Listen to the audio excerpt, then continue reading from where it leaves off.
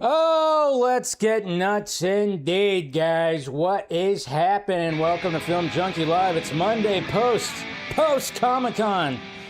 So we got a lot to go over when it comes to what happened at Comic-Con, recap Comic-Con, and then, of course, post Comic-Con, post panel interviews, all that kind of stuff. So good to see you guys. Welcome. Let's have some fun here. Make sure you subscribe to the channel. Hit that subscribe button, hit that notification button, leave a comment after we're done here. It helps the algorithm do all the things and everything. So hopefully you guys had a good weekend. We'll talk about that in a bit. Let's see who is out there. How we doing? What's going on, Ryan? Good to see you, buddy. I'm excited going to, Motor City. I have a screener for that, and I haven't watched it yet. Probably going to watch it tomorrow. I got a screener for that. I meant to watch it over the weekend. It didn't happen. So we'll see what happens if I can get to it tomorrow. It's going to be like Silent Night, very little lines. That's what I hear. It looks like it's going to be a good time. What's going on, Eric? Mr. Hard Boiled. We are cooking and cooking as well. Speaking of cooking, we got Monique right here. Howdy, y'all. Marvelous Monday to ya. Well, it's baked chicken, Dr. Pepper, baked beans, and peas and carrots. We would like peas and carrots again. So there you go. Dr. Pepper baked beans. That's got to be an interesting flavor, I will say. Always good to see you. We got Devin right here. What's going on? I'm just letting you all know today's my birthday. Hey, you're 34 years old. Well, happy birthday to you. Happy birthday to you. Happy birthday, dear Devin. Happy birthday to you. And always thanks for being in the chat and supporting the channel. Appreciate you. So funny. Haters of James Gunn always complaining that he casting fan cast on the internet, but they don't say the same. I know, right? It's true. It's true. It is. You bring up a good point there. So what's going on, Mr. Fear Jason? Good to see ya. Yo. And it looks like, can't pull it up because, it looks like, hold on. I can't do anything with it. Looks like Ghoul accidentally got rid of your comment there, Gilmer. I don't think he meant to do that, so sorry about that, but good to see you, Gilmer Eric Smith. But yeah, he's can you believe it's good to see you. Good to see you, bud. It happens. Don't worry.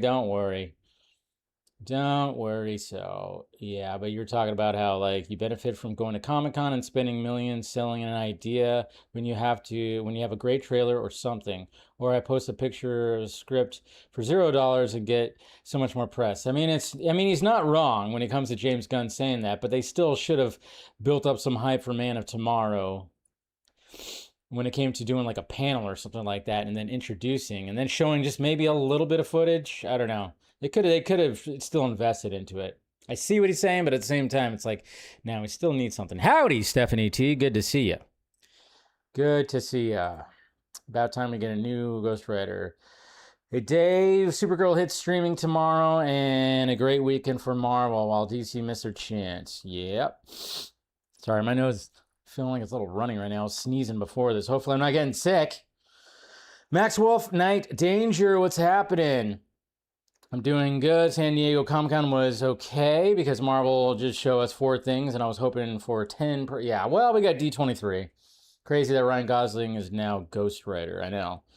Really is. So, man, do I have a napkin or something? I feel like my nose is kind of running. Hold on.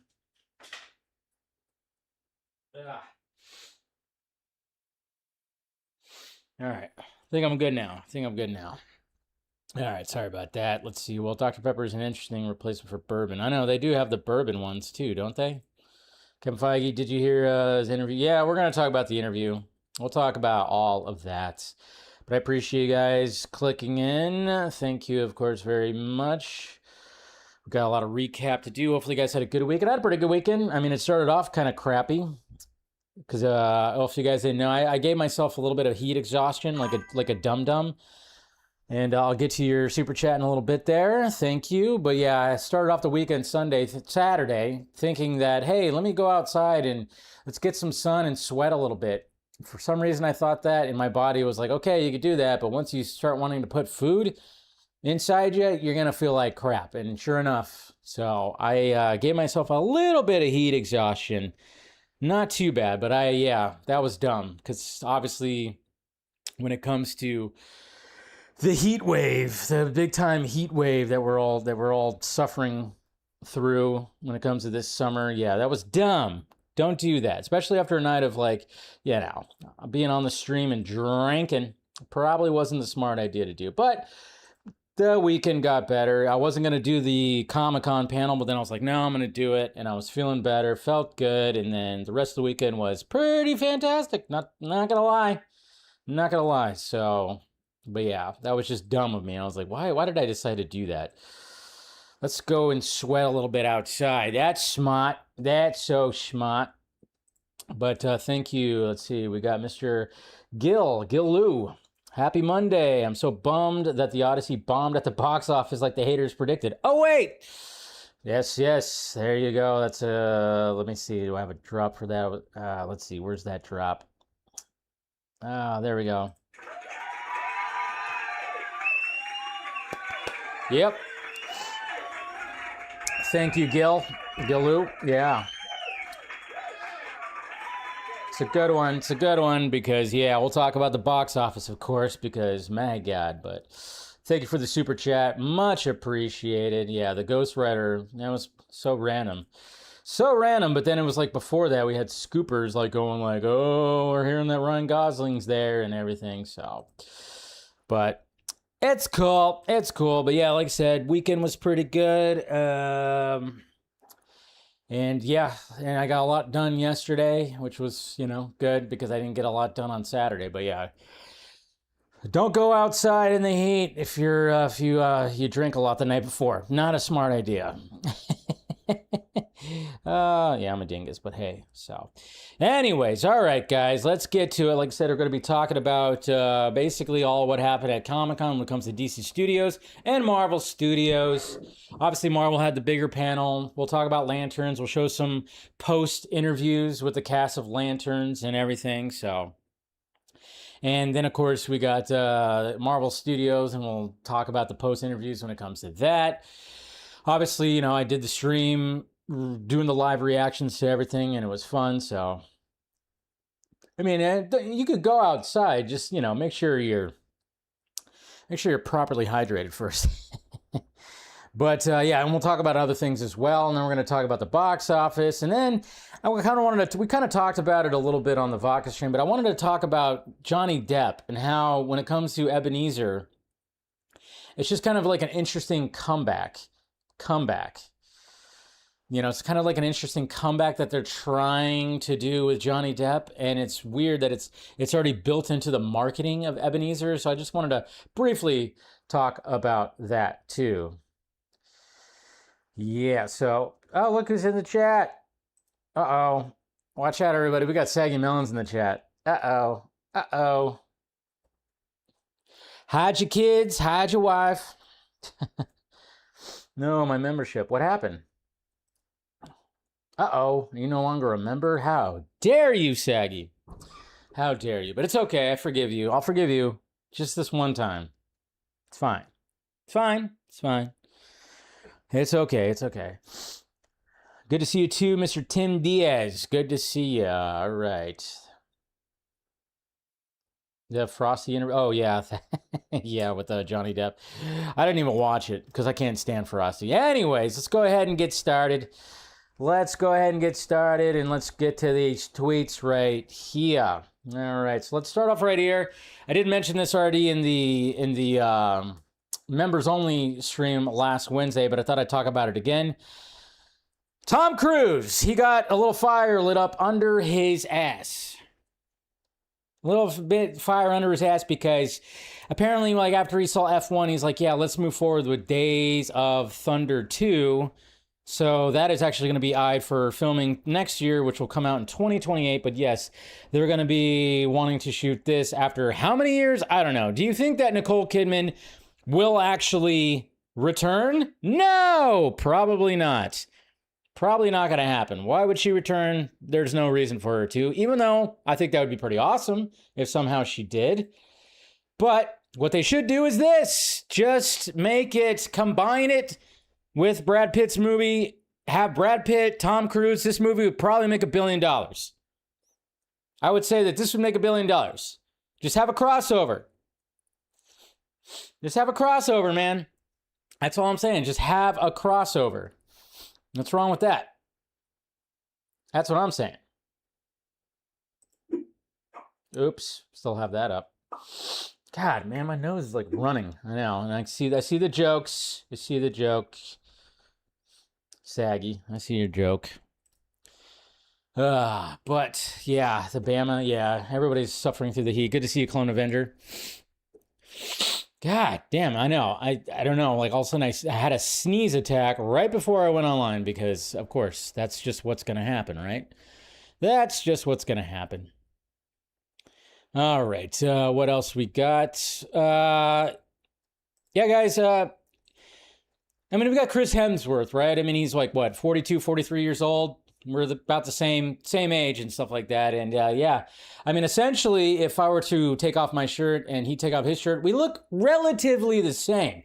And I'm going to give you the secret because he posted a video and it just, all it takes is just, it's a simple workout, guys. You could look just like Thor if you have some resistance bands, some kettlebells.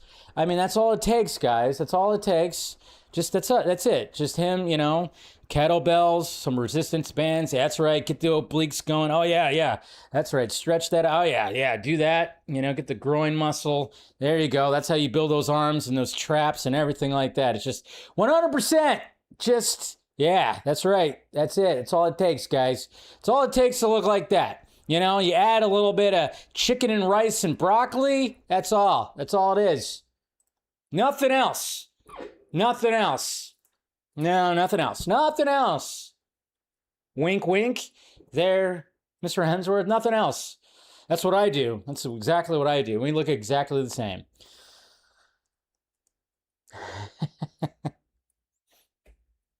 All right. It's the throat for me. You're running. I'm coughing. I know. It's like, geez. I just had like a little sneezy thing right before, but I'll be all right. I'll be all right. Yeah, a little bit of a shot in your butt cheek. Of course. Of course. All right.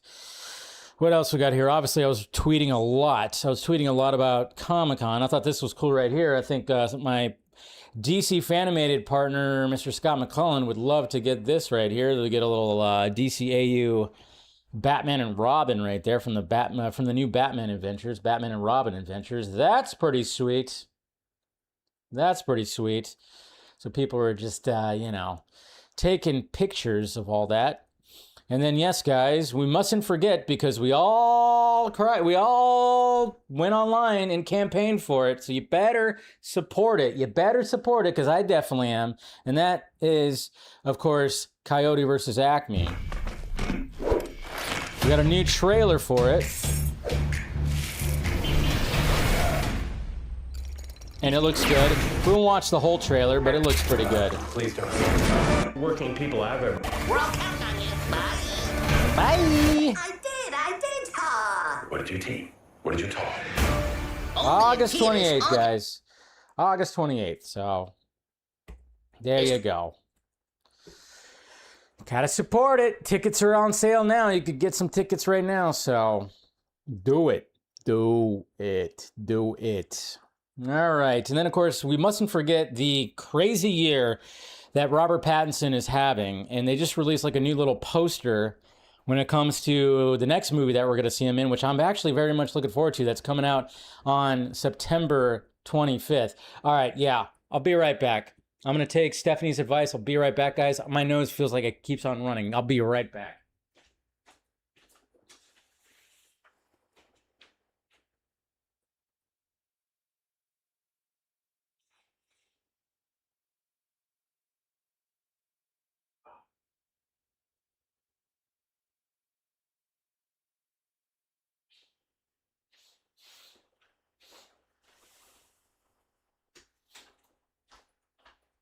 All right, Jesus Christ.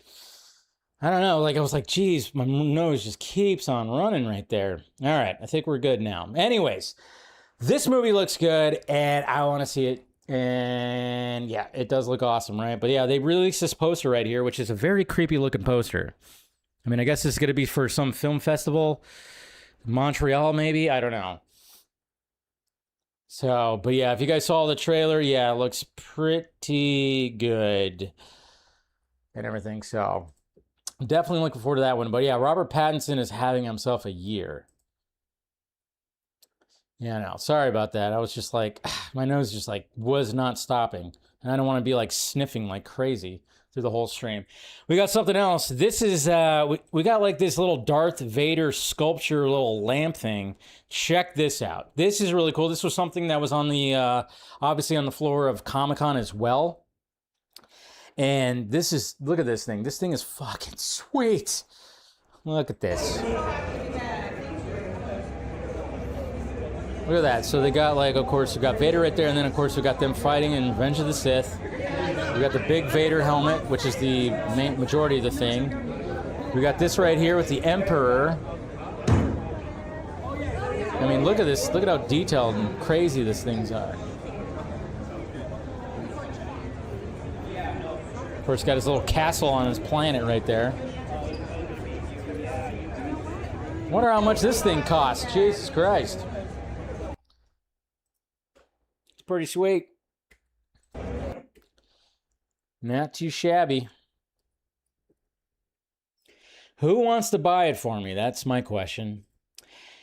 And here we go, guys. Are we ready for this? Are we ready for this? Because Universal, yeah, they just signed a little deal when it comes to a certain other company to do a bunch of movies. And I can give you some time to guess what company it was to do movies. It has to do with video games. Obviously, Nintendo. They already got Nintendo going, and they're already doing movies with Nintendo. But what other company that has to do with video games, what other company could they sign with to potentially do, you know, make live action movies for, or at least animated movies or something like that? Atari. Atari and Universal Pictures have signed a deal to potentially make 10 movies based on the following games: Asteroids, Adventure, Berserk, Breakout, Centipede, Crystal Castles, Millipede, Missile Command, Pong, Yar's Revenge. What? No. They're going to make one movie. They're going to make one movie. It's going to bomb at the box office, and then the rest of this is going to be thrown out. That's what's going to happen.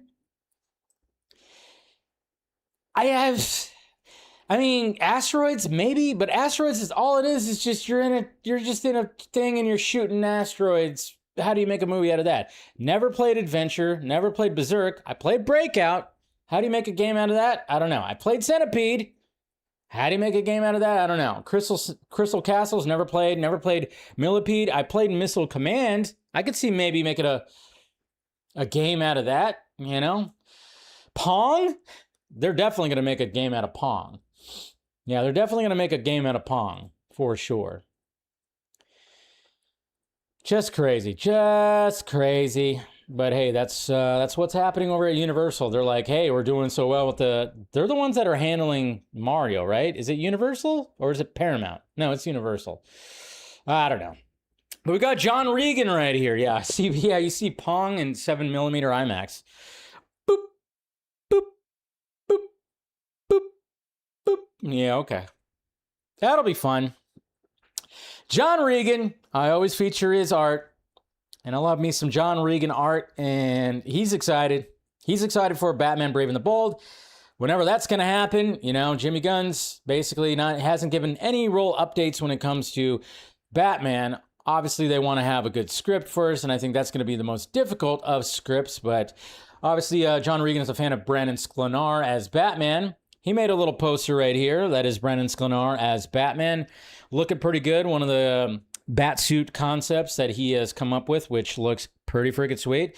And yeah, you got the title of Batman Brave and the Bold, and you got Robin, you got Damian right up there, which is also an interesting concept, because I like the fact that Damian, like, you know, again, it's like when it comes to concepts for costumes, I mean, one of the reasons why I like the Matt Reeves Bat costume, because it seems like you can actually move around in that, because yeah, the pants aren't like skin tight and they're not, you know, it's more like, hey, this is what soldiers would wear, something like that. And that's kind of what's happening right there. So that's pretty cool. Love me some John Regan Batman art. Galaga. Galaga should be one. Galaga should be one. Grace Randolph, guys. That's right. Good old Grace Randolph.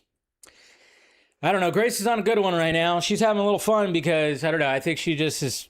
I think ever since that James Gunn kind of called her out, I think she's always had just like always this little bit of hate when it comes to Jimmy Guns. I mean, there's a lot of people that have hate for Jimmy Guns now, especially. Some just obsessive hates, but we all know where that is coming from, which is just very odd and weird. But yeah, Grace Randolph. So, man, she was kind of going off on some things recently, especially when it came to the Clayface trailer. So the Clayface trailer was released last week. I really enjoyed it. I'm hyped for it. Looks like it's going to be good. Not, of course, when it comes to Grace. And not you would think that, okay, so when it comes to the movie that is about an actor who gets his face cut up and then he gets injected with like this clay stuff that probably has some nanotechnology or something in it, and then it starts transforming him into a big mud monster, you'd think that maybe, oh yeah, maybe you don't want to do that. And it takes place in Gotham City. This is a Batman villain. You think maybe she would have some complaints like, you know, when it comes to how realistic it could be or something like that. No, you know what takes her out of the movie? The scissors. The scissors that you see in the trailer. You can't take cuticle scissors on a plane. Totally takes me out of the movie. That's right, guys. Scissors took her out of the movie. Also, he can still see out of one eye. Wait to deal with this until you land, dude. Community note. According to the TCA, scissors are allowed in carry-on luggage as long as the blades are less than 2 inches from the pivot point. Cuticle scissors typically meet this requirement and are permitted on flights. Let's see, where's it at?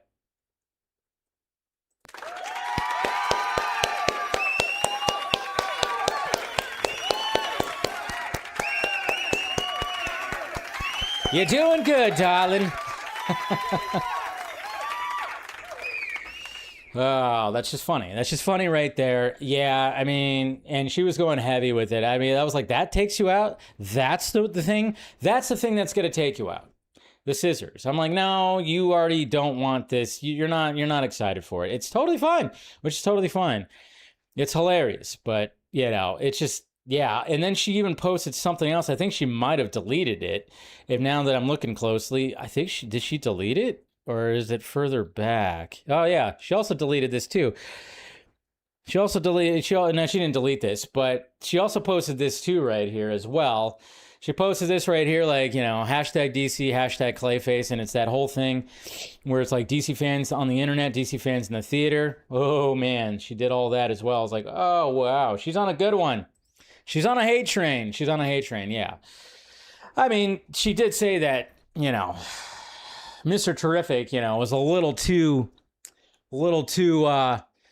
righteous black man with the hair and everything. Remember when she said that on her show?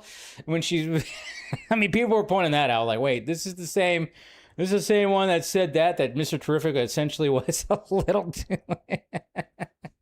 I saw this video right here. It's kind of hilarious, you know? I mean, because I think I'm not even going to say, like, you know, I mean, obviously when that came out, they were trying to get Grace on, you know, some kind of racism thing or something like that. But it was kind of like, oh, shit. But I mean, somebody actually posted this right here, which is kind of funny. All right, so as for the hair, it's a little retro. A little 70s. A little retro. A little 60s. It's a little black power, a little political in my opinion. I don't know if I would have injected that into the character. That's I what think the I would've just character looks focused on like. Making the character as sexy and cool as possible. Why is it political every time a character is black? Every time a black actor gets cast, somebody's like, "Shish, Shanae, in the comics they didn't look like that." But this time they picked a totally accurate guy. Yes. And it's, A little political, in my opinion. I wonder why. Technically, hair is political, because right now... Anyways, but yeah, there's like a whole video on that, but it was just like, yeah, it was so comic accurate, but yeah, you pointed that out? Holy Lord. But yeah, it's just kind of funny. So people were like saying like all the other controversial stuff that she has been saying when it comes to this right here. There was even one too, and it was just funny because, again, the internet works swiftly. I had no idea when it came to the casting of Percy Jackson. Apparently she said on her show that they should have cast she has this thing about a sexy actor. Did you notice that? She said that about Mr. Terrific, like it should have been, hey, you make him as sexy as possible. Kind of interesting. She also said that about the Percy Jackson actor. Percy Jackson. You realize they cast an actor that's 13. I don't know. I'm not trying to bring. I was just seeing what other people were posting, and it was just kind of funny because a lot of people were posting that. I'm like, yeah, she says some outrageous stuff, and again, it's just so funny when you see when Grace gets used as, I guess, ammunition when it comes to like discourse or something like that, because the people who are hating James Gunn, which of course are the diehard Snyder fans, and then of course the anti-wokesters are absolutely hating James Gunn. They used to not like her, but now that she is kind of like throwing shade over there, now they're like, oh yeah, yes, Grace, yes, that's our girl. It's like, wait a minute, what? If it's so funny, because she really is in her own little world. You don't care when she says stuff against what you have to say, but anytime that she is on your side with something like that, then you're just like, yes, Grace. I'm like, for me, I've always had the same opinion on Grace. Again, we've kind of had a little, little cat and mouse when it comes to Twitter. Me and good old Grace Randolph. That's right. I followed her, she followed me, I unfollowed her, she unfollowed me, she blocked me at one point, we just had that kind of relationship, me and good old Grace. That's what's happened. But I've always said I respect her for building up an audience and building up, the fact that she could do this. But there's been some things where I've been like, what the hell? What is going on here? And yeah, she could have her opinion about like she thinks that Clayface is gonna bomb. Fine, perfectly okay with that. But to be the one thing that took you out, that is taking you out of the movie, was scissors on a plane. And everybody was talking about that scene in the trailer and how like, oh God, can you imagine that? You're on a plane that has turbulence and he's gonna cut to make sure that, his eyes don't seal shut. Even James Watkins and Tom Rhys-Harris, they were talking about that when they were breaking it down. They were like, yeah, even people on set were feeling uneasy about that scene because a lot of it's practical. It's actually practical. So like, yeah, it's just kind of funny right there. It's just like, but there you go. Good old Grace right there. And like I said, if you want to have her be part of the discourse, because she's on your side when it comes to certain things, then by all means. But it's just funny. It was just funny. Anyways, rant over. Never change, Grace. Never change. Hey, there's me and Mama Film Junkie. Took her to go see the Odyssey. Yay! Making our faces. She liked it. She liked it a lot. She loved it, actually. She didn't like the pig scene, but she really liked the movie. She really did like the movie, so that's good. That's good. What else we got? Guys, I don't know if you guys, this was kind of like under the radar, but maybe you guys didn't see this when it came to Comic-Con, and maybe I got the exclusive. I don't know. Maybe it wasn't supposed to be released yet, but obviously, we know that popcorn buckets are going to be a thing. And when it comes to Avengers Doomsday, they are going to release a popcorn bucket, probably like several popcorn buckets for Avengers Doomsday. I imagine because there's so many characters, we'll get a Doom one, maybe we'll get a Thor one, maybe we'll get, I don't know. Who knows which ones we're going to get, but I think I got sent the exclusive of what the Steve Rogers popcorn bucket, guys. That's right. I got sent the exclusive. So are you ready for this? The Steve Rogers Avengers Doomsday popcorn bucket. There it is. That's right, guys. Yep. You'll be able to carry that thing. It's got a handle and everything. So it's like a legitimate bucket. They got his belts for that. They got the pants. They got the boots. You got the t-shirt. And right there, guys. Fits a lot of popcorn, I'm hearing. So if you want to get yourself that, it's going to be a really good collector's item. So there you go, guys. There you go. Shirt pants. Captain Shirt Pants. You're relieved. Oh, hey, Saggy, thank you for renewing your membership. Obviously not a real image. I just was having fun. I was having fun with that. I was having fun. Let's see. Oh, and rest in peace, man. Rest in peace. Rest in peace when it comes to Chuck Russell, who died at the age of 74. I mean, he lived a pretty full life, but Chuck Russell, he directed like The Blob, Nightmare on Elm Street, Dream Warriors, which arguably could be it's one of my favorite of the Nightmares. Obviously, the first one's the best, but and then of course he later directed The Mask, which I loved, and then Eraser, Blessed Child, The Scorpion King, and Witchboard. But yeah. And apparently even Jim Carrey, like on, I don't know which social media, but he even said like, you know, he gave it like a little like, you know, cheer to him, to good old Chuck Russell. My nose is still kind of running, man. I'm sorry. Anyways. There it is. Did you see Kyle Chandler talking about? Yes, we'll get to that. We'll get to that Clone Adventure. We're going to get to all the post-show or the post-panel interviews. God, my nose. Of course, why? But I might have to like sneak out and like blow my nose again before we start getting into the thick of everything. Paramount and Warner Brothers, it's just not going away. It's just not going away, man. It's not going away, and it's gonna take even more time. So I'm sure you guys saw this. Paramount Skydance has agreed to postpone its proposed $111 billion merger with Warner Brothers until after its antitrust trial with a coalition of state attorneys general. Under the agreement, the deal cannot close until 5 days after the trial or June 1st, 2027, whichever comes first. Just leave it be. Walk away. And of course, no one's going to walk away, but I wish they would. But it's like, good Lord. Good Lord. Things just, I mean, it's just going to drag on and drag on and drag on. The merger's not going to fully happen until maybe for another year. That's what's crazy. Unless like all the other stuff goes through. But then you got people that are, of course, like, you know, actors and people in the industry writing letters and blah, blah, blah. And then, of course, people calling them hypocrites because they didn't do the same thing when it came to the Fox and Disney merger. We see all that. There's a lot of fighting with it. There's antitrust. Trump's getting involved. Does he get involved? Then he doesn't give a shit. I don't know. It's like, no, does he need to get involved? No, he should be doing other things. There's more important things out there, you know, Jesus Christ. But it's just all crazy. So there's a chance that it might not even go through for another year. Or should I say 11 months, 10 months.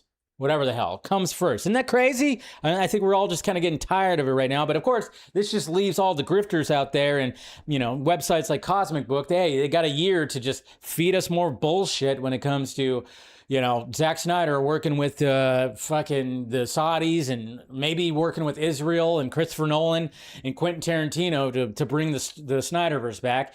At least we'll get some more of that, you know. And then, of course, the grifter YouTubers out there that'll totally just like platform that and retweet and be like, ah, look at Cosmic Book. They know they got their fucking sources. They got their sources. They have a new one out there. Somebody sent me Cosmic Book.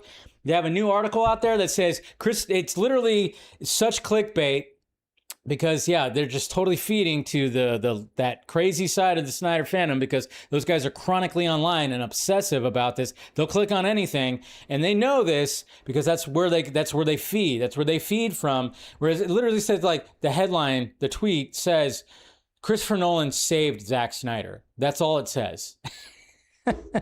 Nothing else, nothing more. It's just Christopher Nolan saved Zack Snyder. And then if you actually open it, because yes, I had to investigate, guys, it's bullshit after bullshit. All it is like, oh yeah, he saved him. We don't know the details. It's like, what? It's all just BS, man. It's all just BS. But yeah, you know, but what can you do? I don't know. It's just all crazy. Who knows? I just wish Warner Brothers would stay Warner Brothers, not be a part of this. But hey, what can you do? And speaking of the Clayface trailer, okay, just gonna bring this up a little bit because obviously there is an Easter egg which we've talked about. We've talked about this Easter egg, and that is when they show the club Vesuvius. That shot right there. Okay. Now, if you know who performs at that club when it comes to the DC universe, that of course is Zatanna. And then I was kind of going like, well, there was a girl in the trailer, and that's the girl right there. And I went, huh, okay, obviously not dressed up like Zatanna, but I was kind of going like, well, she doesn't look like she might be. And then I just asked Grok, I was like, hey, put her in the Zatanna outfit. I don't know. Maybe, maybe not. Maybe I'm reaching here. I don't know. You guys tell me. Do you think that girl in the Clayface trailer possibly could have been Zatanna? Maybe. I don't know. I just was like having that thought when I saw her. I was like, she looks like dangerously close to what Zatanna looks like with the dark hair, dark eyes, and stuff like that. So, yeah. All right. What else we got? Yeah, and then there was just a bunch of Comic-Con stuff, which we'll go through in a bit. Are you guys ready for... Wait, let me get this right here. Are you guys ready for the Spaceballs cinematic universe? Or, as they're titling it, the Almighty Schwartz saga, a.k.a. Ass? Did you guys see this? This is what I love. I mean, hey, this gives me hope for the Spaceballs sequel, because, you know, I'm kind of worried about it. Josh Gad, not a big fan, but at the same time, I'm like kind of curious because a lot of people returned and we have Mel Brooks back and everything. So this was from Fandango right here, but they did this whole thing, which is pretty funny. We're actually very excited right here in Hall H, to announce that this is just the beginning of our plans for a Spaceballs cinematic universe.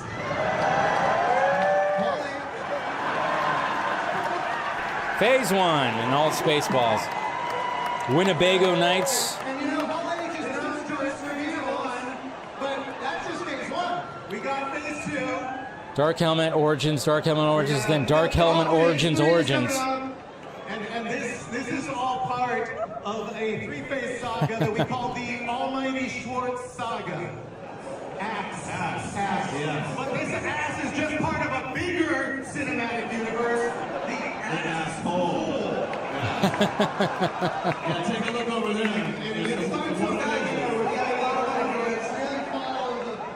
We have enough content until 2148. We're very excited. Look at that. That's so funny. Look at everything. Talk about details. The musical. You watch it in the right order. Yeah. And you might think, have they stretched this asshole? You guys see this right here? Look at that right there. Phase 4, good luck. It says Spaceballs, the Snyder Cut. Spaceballs, the Snyder Cut. And what's kind of funny about that, if you go back to when Rebel Moon was coming out and Zach was on the Vodka stream, I actually joked with him that he was making a Spaceballs movie. Should probably find that footage, but that's what's funny. But yeah, Spaceballs, the Snyder Cut, just shows how that, how the Snyder Cut just was so, just got mixed into mainstream and culture. Too far. And the bottom line is, we're going to keep this asshole nice and tight. Truly. And even though we're going to stretch the asshole a bit wide over the course of the next couple of years, at the end of the day, it's all about the art. Pretty funny. But yeah, I mean, talk about okay, that gives me a little bit of faith, and I love the fact too, if you guys saw, like Rick Moranis was also, when he was in the crowd at first when they introduced Rick Moranis. He didn't come up on stage, and then they were looking around, and they had like a bunch of different people wearing dark helmets, and then he was actually sitting there, and it was pretty cool. It's a cool little reveal right there. So yeah, Spaceballs, looking forward to that. Release the goddamn trailer. Come on, what are we doing here? They actually showed a trailer, and they're not going to release it yet. When are we going to get that freaking trailer? I tell you, dying here. All right. So obviously tweeting a bunch. Oh, Jesus Christ. All right, so Zach Krager is having himself a time. He's having himself a moment. I'm sure he's seeing all the stuff that he's getting online when it comes to him at Comic-Con. Because obviously, I mean, if you guys saw it, I just posted the video about it on the opening of the Vodka stream. I talked about Zach Krager, again, just like emphasizing and kind of just like going off a little bit about like, hey guys, this is how I made my movie. I took liberties. I didn't want to make a one-for-one movie. This is how I wanted to make the movie when it comes to this. I wanted its very own story within the Resident Evil world, have the big story as the backdrop, but he didn't want to just do a one-for-one because he said before that he doesn't want, you know, if you want to have the story of Resident Evil, play the games. That's what they're there for. I don't need to adapt that. Let me do something different. So when it came to IGN, things got a little awkward. When it came to this interview, because the interviewer decided to be like, because basically Zach Krager said that his favorite of the games was Resident Evil 4, more of like the remake, because I guess they've done that. And I guess there's something that happens in the game where, you know, you got this merchant guy and you have to get like, you know, supplies or whatever the hell. So the interviewer decided to do something where he was kind of playing that into the interview, and it didn't quite work correctly because Zach Krager had no idea what he was supposed to say because he thought he was supposed to play along, and it just didn't work, and it got very awkward. Welcome. Hello. Okay, go ahead. What are you buying? Yeah. Don't get yourself killed out there. Yeah. Do you have an answer? What am I buying? Yeah, what are you buying? Well, the first thing I'm going to buy is probably the case upgrade. Okay. Okay, if I'm able to. What are you talking about? Okay, what are you selling? What am I selling? I sell all the crossbow bolts. Okay, I thought you were going to be like, I'm selling this movie, but I like the crossbow. Oh, I thought we were talking. Oh, what am I selling? Okay, yeah, sure. Stranger, what do you need that for? He's even shaking. What am I supposed to say to this? I don't know, anything you want. Move on. Is that all, stranger? Is that all? He's shaking. Come back anytime. Come back anytime. There we Look go. at him laugh. Great. There it is. Austin over here is like, what the fuck is happening? Look at him over here. He is like, what is happening? Zach Krager is like, I don't know what I'm supposed to say here. I thought we were playing the role of what happens in the game, and you're saying that I'm supposed to sell my movie. What is going on? It's just like, it just went awkward. So awkward, man. And then it was kind of funny too, because when they wrap it up, I don't have, this is not the full clip, but when they wrap it up, Zach, like, you hear him as they're wrapping up and like the music's playing, and he goes, I didn't know what you were trying to do right there. And even the interviewer was like, yeah, we were trying to do something, didn't work. And then I guess he like tweeted out something or posted something that he kind of apologized. It was actually on the interviewer's fault. Because Zach was playing into the whole like, oh yeah, we're kind of role playing, but then when he changed it up, it's like, oh, I thought you were trying to sell your movie. And it was like, he had no idea what to freaking say right there. It was just, yeah, Krager's having himself a time. He probably is like, you know what? I'm just going to make original movies from now on. You know, I tried to do this, didn't quite work. Yeah, it was just like... Yeah, exactly. Like what Saggy's saying. It's like, they knew what was going on, but then it was when the interviewer started saying like, well, I thought you would want to sell your movie. That's when it threw Zach off, and it was just like, Jesus Christ. I tell you what, I mean, this is when it comes to IP and everything right now, again, AI is going to win. AI is just going to win. I keep on saying this. I said this when it came to the whole thing, when people like Resident Evil fans are just all hating what Zach Krager is doing because not my Resident Evil. And we hear that a lot where everybody just goes like, oh yeah, I don't like what you're doing here. I don't like what this guy's doing with the IP. I don't like, there's always going to be backlash to the point where there's going to be no directors are going to want to tackle existing IP. So what's going to happen is just AI is just going to beam whatever the hell you want from your IP, like whether it's like, oh, you want the Snyderverse, oh, you want the Burtonverse, you want the Reevesverse, you're just gonna get that version of characters and anything like that. And this is the same thing that comes to when it comes to the costumes. And every time they do a costume reveal for any universe, whether it's Marvel or DC, but particularly DC, and of course Superman, people were still not liking the costume, and somebody took it upon themselves to update the Corn Sweat Superman costume, and yeah, does that look really good? Of course! That looks really good. That's not what Jimmy Guns wanted. Obviously, the S is the traditional S, because if you put it into AI will not put that, AI has trouble updating the S, that's for damn sure, so, but, I mean, looks pretty slick, looks good on Corn Sweat, yeah. But again, it looks like a wet t-shirt, which is what, Jimmy Guns didn't want that when it came to that, so. Again, apologize for my nose. It's so funny, too, because when it comes to Ryan Gosling being announced as the Ghost Rider for the MCU, which some people took a little, they had a little stink from it because they were like, hey, wait a minute, didn't we have what's his name that was Ghost Rider when it came to the show, the TV show, whatever that show was called? I can't remember what it was called, but we all know what I'm talking about, right?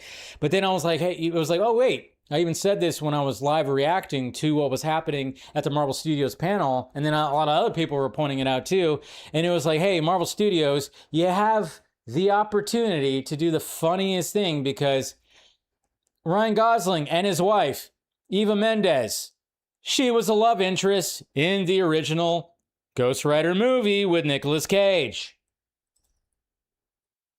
So they're going to do some kind of joke or something with that, right? Or why not just bring her back? Let her play the same character. What was it, Roxy? Her name was something like that? Bring her back. Bring her back. She hasn't acted in years. Maybe this is a perfect opportunity for Eva Mendes to come back. She still looks good. She still looks great. I mean, she's doing like her fashion thing, which is great. She's got her own little business while Ryan takes over the world. That'd be pretty sweet. Anyways, okay. Pretty funny. Is that part of the... hopefully it is. Let's see, what else we got? We don't need to do that. There's more stuff like that. All right, that's all the DCU stuff. And sorry for my runny freaking nose, which of course wasn't running at all today until 5 minutes before the stream. This is cool right here for anybody who's fans of Rookie of the Year. We got, what's his name? Thomas Ian Griffin, I think his name is. Yeah, well, they didn't even say who, I think his name is Thomas. If you're a fan of Rookie of the Year, they actually did a reenactment of Rookie of the Year when it came to the Banana Baseball League. It's pretty funny right here. So there he is. There's Thomas Ian, who played Henry Rowan-Gardner. And I want this shirt right here. Henry, Rowan, Gardner. That's pretty sweet. Here, Henry, you throw it. Okay.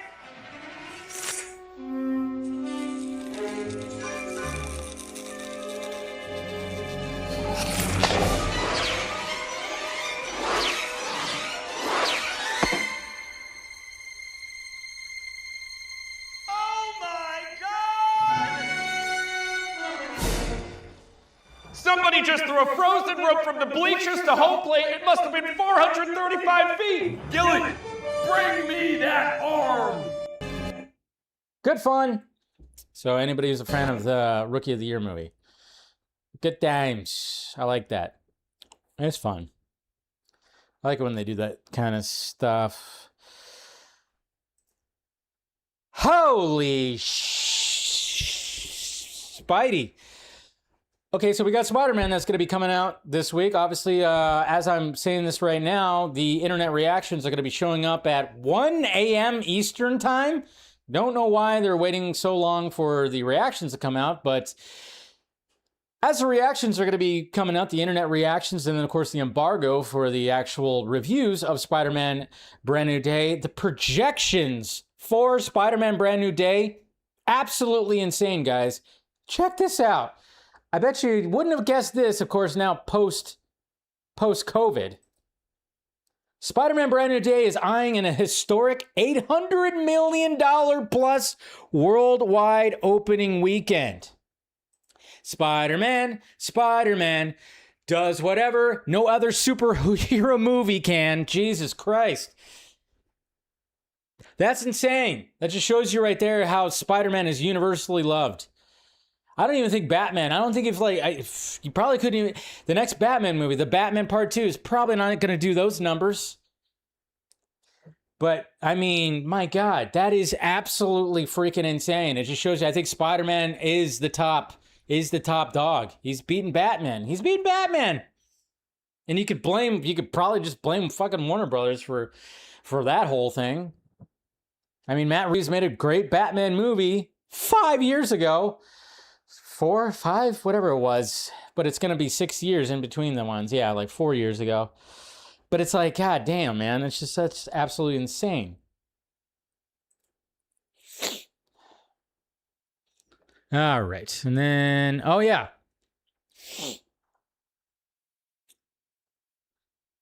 This is so funny right here because obviously you're going to be talking about the Odyssey box office, right? We're going to be talking about the Odyssey box office, and of course, naturally, there was that side of like media or whatever that are the more conservative side, the anti-wokesters out there that were trying their best to be like they're trying to call everything, and they went to town. They went to town on the Odyssey, saying that it's super woke. Fuck Christopher Nolan. Look what he's doing. He's making some pretentious bullshit, and they were trying so hard. They're like, yeah, we got a bomb incoming, and obviously, no bomb. There's no bomb. The movie's projected to make $1.3 billion. But what's so interesting is I saw this tweet right here. I saw this tweet on my For You page. And obviously, there's been a lot of comparisons to the movie Troy that came out, 20-something years ago right here? And so this person right here, Jeffy's Butt Baby franchise guy, probably can't take him seriously, but he said it right here. He said, just looked it up. 75 to 80 million watched Troy in theaters. 25 to 30 million watched The Odyssey so far. Where have I seen this? I have deja vu. Where have I seen this? Oh, yeah. I saw it last year. Last year when we had a bunch of Snyder... Sorry, my nose is just going crazy right now. Hold on a sec. My nose is running.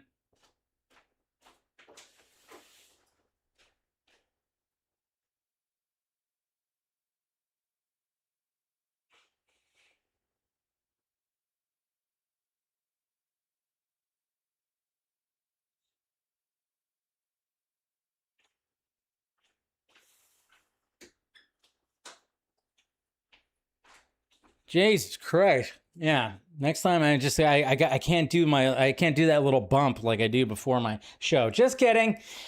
Anyways, sorry about that, guys. My God. I don't even have allergies. I don't know what the hell happened. I just got something, I don't know, within my house, just like got up my nasal passages right before I went on stage, and I had a sneeze attack. And I'm like, good Lord, man. And then it just was happening again. Don't worry, I pulled some tissue right there now, and hopefully that'll be the last time, but we'll see what happens. Anyways, like I was saying, where have I seen this before? I saw this last year where anytime when you have a movie that you want to flop like crazy, and you get these people right here, you get these people that are constantly moving the goalposts, like the conservative anti-wokester type people, like this person right here. Even though it's not all of them, there is a lot of conservative anti-woke kind of people that actually went and watched the movie and said, you know what? It's not that bad, guys. It's actually a good movie, which is kind of funny. It is funny how that is the case, where that was happening. But, you know, naturally there was the ones that had to stick to their guns because of too casting choices that are in it less than fucking 8 minutes. But it was just kind of funny because I was like, wait, I saw the same reaction happen when it came to the Die Hard Snyder guys when they were doing the whole thing with the inflation and like, well, they sold this many tickets and this, they're doing the same thing. It's the same playbook because they had to keep moving the goalpost until they finally got a W for the goalpost because yes, Man of Steel did sell more tickets than Superman. So it was like they're doing the inflation thing and it's just kind of crazy how that's the case, but it's just like, can we just like relax? The movie's going to be a success, okay? We get it. You wanted it to fail, it didn't fail. You know, you wanted it to fail, it didn't fail. And now you just keep on moving the goalposts. Just move on, please. We're done. We're done with all this. Christopher Nolan won. Post-COVID, the fact that this movie that is based off of something from a long time ago that had controversy leading into the opening weekend, nobody gives a shit. It just shows you that the general audience has all the power. And the general audience normally doesn't even know what the hell. But what's sad is there are people, like when I went to that concert last week, last Tuesday, I went to a concert with some friends. I talked about the Odyssey with them as we were driving, and they were hearing the things like, oh yeah, I heard what wHelliot Page is playing Achilles. I'm like, no, that was all bullshit. It was all bullshit. It was just like this side over here. It was the right side that were spreading that. Just like it used to be the left that was spreading this other stuff. Now it's the right that's doing this. And it's just like, yeah, it's just all political, stupid bullshit.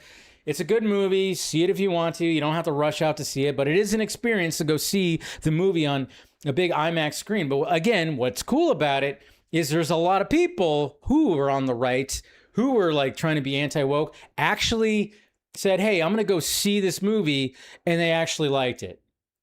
It's pretty cool. It was pretty cool, but it's just kind of funny because I was like, wait, this is what anti-James Gunn people and Die Hard Snyder people were doing last year with Superman. They're doing the same thing, pulling out the same playbook of like, well, yeah, it's making that much money, but it's the tickets and inflation. And it was like, oh, here we go. Gotta love it. Let's see. Oh, yeah, then there's this. So when it came to the announcement of Brendan Fraser and Rachel, what's her name? Weisz? Yeah. When it was announced that they were going to be returning to the Mummy franchise and they're going to do a sequel, and they were going to basically ignore the third movie and just be a direct sequel to the second movie, I guess. That's what it sounds like it's going to be. Like they're just going to ignore that third movie because that movie just did not do well and it kind of strayed away from the story. Rachel wasn't even in it. But they announced that, and everybody was excited because Brendan Fraser, we all love Brendan Fraser, and it was like, we love those movies. Maybe not the third one so much, but we know that they have a child. Like, their characters had a child who was in as a boy in the second one. And when it came to that, I remember I even talked about David Cornsweet, obviously the new Superman. I was like, he'd be a perfect choice to be cast as their son, older, of course, because he just has a Brendan. You could see, like, yeah, he could be the son of these two human beings right here. And it's funny because when I posted that clip on TikTok, it went viral. Everybody was like, oh my God, that's perfect. And I was like, okay, cool. Is it going to happen? Probably not, because now we got a certain actor whose his rise in popularity is has risen because of one little movie that could, and that is Michael Johnston of Obsession, who played Bear, in early talks to join the Mummy sequel. And I think we're all kind of assuming that, yes, he will be playing the son. I don't hate it. I thought Cornsweet was like pretty perfect, but Cornsweet's a little busy, so that makes sense. I don't know how much more he's going to be busy, but hey. So there you go. Yeah, Ben Shapiro actually having one correct. Yeah, Ben Shapiro actually liked... he actually liked the Odyssey, which is funny. What's going on, Phil? Good to see you, Phil. Are you pregnant to buy... Oh, we got a bot in there asking if I'm pregnant. That's pretty funny. Gotta love it, folks. Gotta love it. All right, that's all. That is all the tweets. Again, I apologize for the runny nose. I think I'm good now. I think that last little blow actually helped it out, so we're good. All right. Let's talk about DC Studios, and let's talk about them at Comic-Con. Now, I've said it before, and I'll say it again. Man of Tomorrow needed to be there. Man of Tomorrow needed to be there. There needed to be Hall H. There needed to be the cast there. It's a big cast. You should have just flown everybody in. And then the people that we don't know that are in there, you miss an opportunity. Adria Arona. I mean, you're not confirming that she's Maxima. Every day that Jimmy Guns, that you don't confirm her as Maxima, everybody's thinking that she is 100% Wonder Woman. What perfect way to introduce her as Wonder Woman and even show her in the costume. I'm not saying she has to come out in the costume, even though that would be awesome. But if you show her like an image of her, that'd be pretty sweet. It also could have been a perfect opportunity to introduce a Batman, because I have a feeling that there's going to be a Batman in Man of Tomorrow, at least from things I've heard, that yes, there's going to be a presence of at least a Bruce Wayne, just like there's probably going to be a presence in Clayface. And it's like, you need to get on it now. I mean, yes, this is a different world. It's not as easy as you thought it was going to be, Jimmy Guns. And you thought that maybe Supergirl being the second movie could have been a good idea. Maybe at one point. No, it just wasn't. No point it was going to be a good idea. I was hoping it was going to be maybe a good idea, but the closer we got to it, I think a lot of us kind of went, yeah, Supergirl, probably not the best idea for the second movie. So now you got to start introducing, you got to get your Batman, you got to get your Wonder Woman, and start even talking about a Flash and an Aquaman and stuff like that. Obscure characters, sure, but as you're doing that, you better be introducing the characters. So definitely a missed opportunity. I feel that they should have had Man Tomorrow there, flown people in, had some fun, shown a little footage, like showing fucking Nicholas Hoult in that fucking Buzz Lightyear goddamn suit that he's wearing. Show the exosuit, or the war suit, I should say. Show it in action. You could have done something like that too. Could have done something like that. Definitely a missed opportunity in my eyes, but we at least did have a presence when it came to DC Studios and the DCU at Comic-Con, and that, of course, was mainly lanterns. Obviously, there was also a Clayface thing, too, but there's plenty of things to look at when it came to lanterns, like the lantern and the ring. And I know, Phil, you got your ring, and if you guys want to... Also, I posted, like on the Vodka stream, I had Phil and William on. I posted the video where Phil and William talk about the clips that were shown and how the Hall H panel is fantastic. So if you guys want to check that out, I cut out a video for it so you can hear them geek out about it. But yeah, so then, of course, they had stuff like that. DC, they had the booth, San Diego, they had stuff like that, and which is cool. There's another up-close look at the lantern and the ring from Nexus Point News. Got to get one of those rings. Dave, I'm getting annoyed. I keep getting political ads. Okay, see, again, YouTube, I tell you what. I have to check that out, because I think there's a way that I don't know why they do live streams. But anyway, sorry about that, guys. If you're getting some ads, that is just YouTube doing YouTube things. Lanterns Training Headquarters, Take the Oath. There's a little bit on the inside.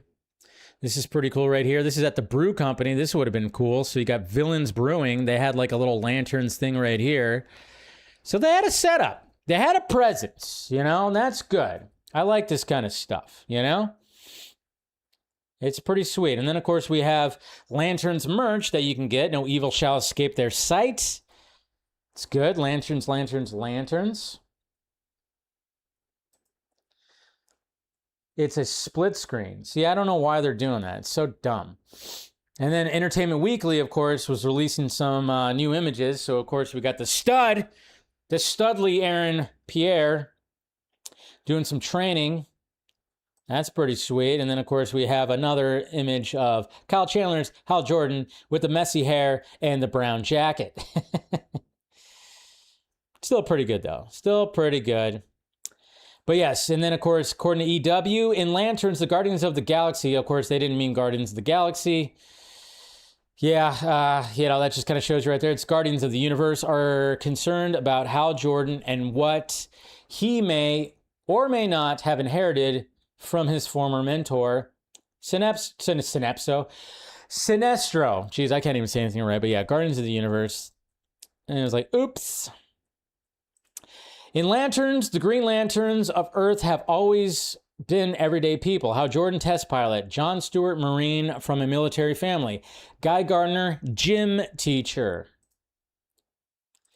Aaron Pierre on prepping to play John Stewart in Lanterns. The first places that I dived into were the parts of him that are arguably not directly related to his superhero-ness. Who was the boy who turned into the adolescent, who turned into the young man, and then the more mature man that we get to know later in the series? Like it? And let's see, more. Okay, and then of course there was the trailer. There's a trailer, which we of course already talked about, already broke it down. Don't need to talk about it more. This is pretty interesting right here though, because as much as we've seen, and we've seen Hal in the costume, we got the Funko Pops. We got the Funko Pops that just came out, or at least the designs of the Funko Pops. So we got this right here. We got Hal fully costume with the lantern and ring and the mask. He's got a mask on. So we're going to see Hal with the mask. And then we got John he's just, jacket, t-shirts, and pants guy. And then we got Sinestro, who of course is held captive with that pink skin of his. I know a lot of people are like, why is Sinestro old? It's like, oh, here we go again, Everybody talking about why does he look old and why does he look this? I'm like, Chase, stop it. But yeah, so we had that. And then we also had, we also had this stuff right here too. Tom Reese Harris, he joined Jim Lee and Friends panel when it came to Comic-Con. So that was cool. So even though, and this, I don't know if this was like a last minute thing. Might have been a last minute thing because they're like, hey, we need to build some hype for Clayface. So let's just, Jim, can Tom and James, as in James Watkins, not James Gunn, can they join your panel? And that's exactly what happened. So, and it's good. I'm glad that they did, That was the panel right there. There's James Watkins. Jim Lee says the upcoming Clayface will be the definitive version of Clayface. You gotta love hearing that. Michael Giacchino, he was also, Giacchino, I should say. I guess he was at another panel, which is good. Let's see, what else was there? There was James Watkins on casting Tom Reese Harris as Clayface. There's something slightly Clayface about Tom's face. I guess you could, he's got a unique look. I will say that. He's got a pretty unique look, I will say, when it comes to Mr. Harris. Watkins says he didn't know Harris' work going in and compares his range to James McAvoy's, the ability to shift between cheeky and devilish in tiny increments. I love that. And I think at one point, I think there was like a rumor at one point that James McAvoy was rumored to be playing Matt Hagen at one point. So that's pretty cool. Clayface comes of course they showed that. And what else we got? Jim Lee is impressed with how Clayface builds out Gotham. So, yeah, and you can see that from the trailer, how much it seems like it's building up Gotham. This is when Tom showed up to the panel right here.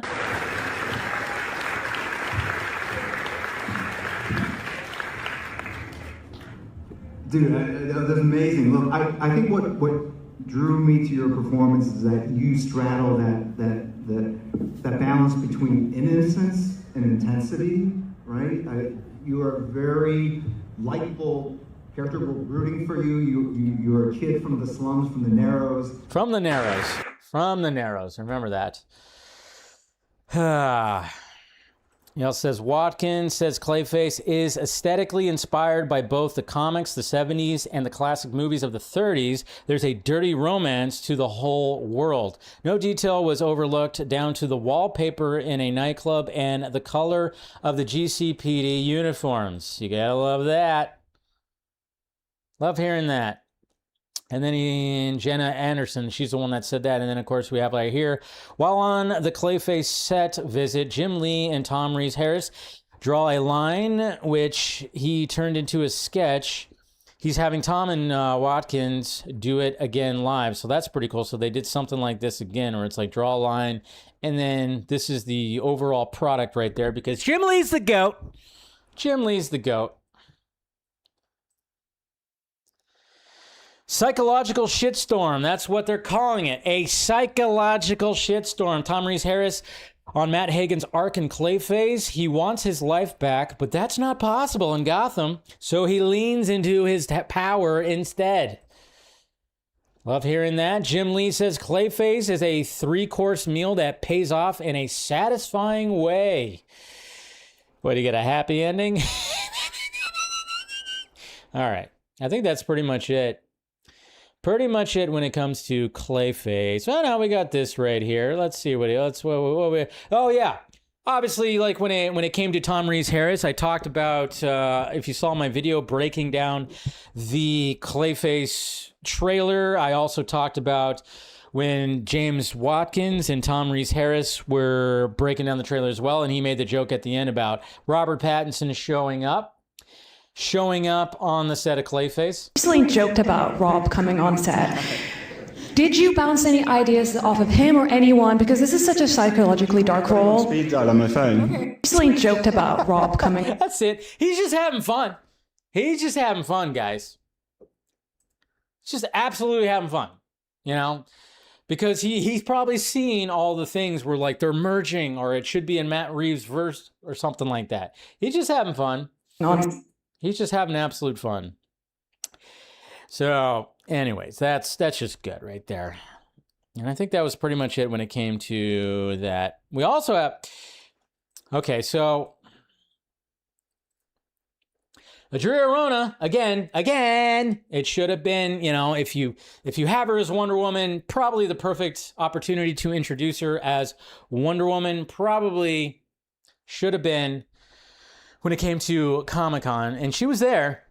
I think she's got that Onslaught movie that's coming out, or I think that's what she was promoting or whatever.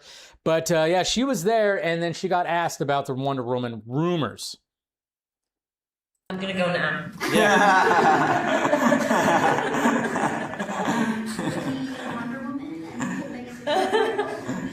I love James so much. Funny that you asked me that. James gave me, and I don't think a lot of people know this, James gave me my first movie ever. The first movie I ever stepped on. The Belko Experiment. Was a James Gunn and Peter Safran movie. So they are family, and I'm so happy to be part of the DC universe. I'm with family. Family? What is she, frickin' Vin Diesel over here? Sorry if you guys are getting ads. I'm going to try to check that out and maybe do something about it. Sorry about that. It's YouTube doing the thing. That's not the only thing she said. Let me see. I know there was like another thing. It wasn't that. She said something else. Like I said, there was so much that happened this weekend, but there was something else. I'm going to have to... Yeah, I'm going to have to find it. Oh, man, there's so much stuff. Holy crap. Yeah, I'm going to have to go back. I'm going to have to find it on my thing. Let's see, because I don't want to skip all the stuff right here. But she said something else as well when it came to her talking about Man of Tomorrow. If I could friggin' find it, man. So hard to, I mean, the search in Twitter is like the worst. It's really the worst. It's so terrible. You can't find shit when it comes to it. There it is right here. Okay, so this is kind of a longer video, but at the same time, I'm like, okay, well, we just hear the normal stuff. But this is when she was being interviewed by Collider when it comes to Adria Arona right here. Jump into a franchise like that, and it's like a really big commitment. It's a lot of pressure. It could take up a lot of your time going forward. What is something about that particular story, or maybe the character you're playing, that made you stop and think, like this feels right for me right now? I would have something to gain from this as an actor who's always looking to evolve my craft. I mean, I think it's definitely the character, but more than anything, it's who I'm sort of jumping into a family with, and you know, James and Peter gave me my first movie ever. The first movie set I ever stepped a foot on was thanks to James Gunn and Peter Safran. So I've known them for 13 years or something like that. For Belko Experiment, and it was such a great experience. We danced salsa in Colombia. We really bonded, and we've stayed in touch through the years. And they put me through it, even as a family member, and made me earn it. But I think when you decide to, you know, join a universe or join a family, the people are the most important, and makes sense. I love them to pieces, and I've known them forever. They gave me my first shot, and then, you know, this shot. So I'm so excited. I love highlighting filmmaking families. I'll be greedy and follow up on one thing you brought up, because you're reuniting with them since having made Belko Experiment. Are you able to tease anything you did on the Man of Tomorrow set that would make you go like, my God, I can't believe I'd be capable of doing that as an actor one day? Maybe owning space. I think when you're playing different characters, I was so green and I was so shy and I was so scared to be on set. I still haven't started filming. I'll tease that. But just to be able to have conversations and to be a part of this family, but also have, you know, a little bit of confidence of being like, oh, I wonder if this is like this or like that. It's all about family. I think that's the biggest difference that I've seen as an actress. And I think as a woman too, I think it's a Wonder Woman. She hasn't filmed yet. Remember, there was a rumor like last week that somebody thought they spotted her on set and she was wearing like a red wig or something like that. So they're like, oh yeah, it's confirmed, she's Maxima. No, apparently she hasn't filmed yet. And then I had somebody in my mentions go like, well, she could have lied. I'm like, yeah, well, why? What is the point of her lie? She doesn't need a lie about that. So, I don't know. It's all just funny. It's all just funny because it's all just so up in the air. It's so up in the air when it comes to all this. Ooh, holy crap. Sorry, someone just sent me something. Anyway, so that was the other video of her being asked about that stuff. But, yeah. I mean, we'll just kind of go through some more things here when it comes to Comic-Con and lanterns. We had this poster right here that was being spotted. Pretty cool little poster, not too shabby. We got this one right here, Brightest Day, Blackest Night. Obviously the Oath, Beware My Power.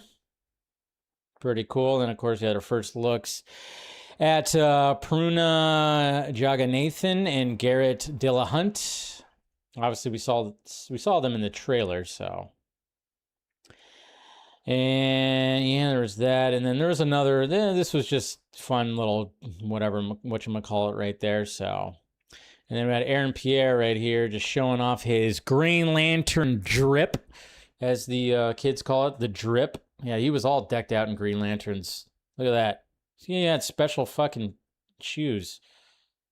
APJS. I mean, those are specially made with his initials. Pretty freaking sweet. Pretty sweet. And then, of course, the trailer came out. And then, of course, this is Pierre joining the panel right here. Next up, Green Lantern legend Hal Jordan, Kyle Chandler.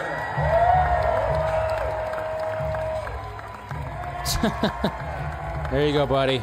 He is co-creator, executive producer. Coming in like a dad.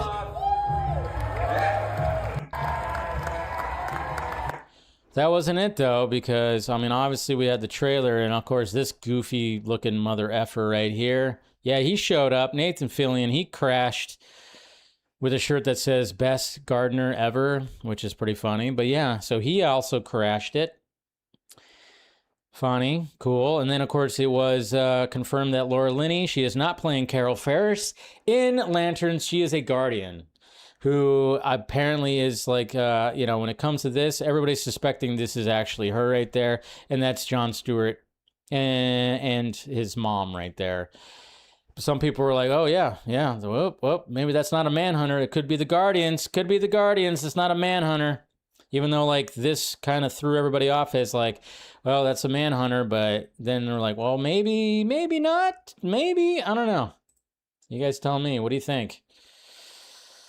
And then, yeah, more shots from the trailer. There's the three of them holding up their rings. It's supposed to be on the middle finger there, Kyle Chandler, but hey, it's okay. It's okay. And then when they went to the Green Lantern thing, they were having fun.